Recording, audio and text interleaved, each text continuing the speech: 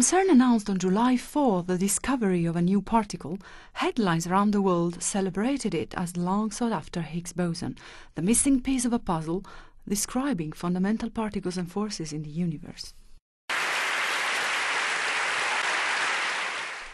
But is the newly found particle really the boson predicted by Peter Higgs and other theorists back in 1964? Sure, we found it. We found a new particle, and for many people, well, very likely to be the Higgs. On the other hand, to make sure it is really the Higgs, we need to know more. And therefore, well, for the moment, it's just a new particle. And, well, we like to add Higgs-like because, of course, it was found in a spot where kind of the Higgs was supposed to be. Now, the new particle that's just been discovered at the LHC, we know it's a boson. Bosons are the particles that carry the fundamental interactions. For example, the particle of light, the photon, that's a boson. And there are similar bosons that carry the weak interactions, also responsible for nuclear forces. Now, in order to figure out whether you've got a boson or not, you need to measure its spin.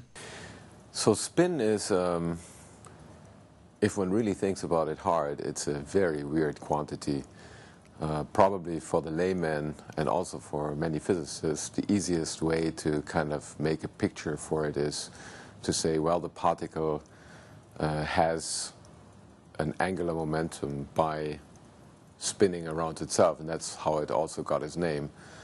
But once one goes into the world of quantum physics, that analogy doesn't really exactly work anymore. So today, we rather like to think about it as being one characteristic of a particle, which, well, says us, well, what type of particle it is.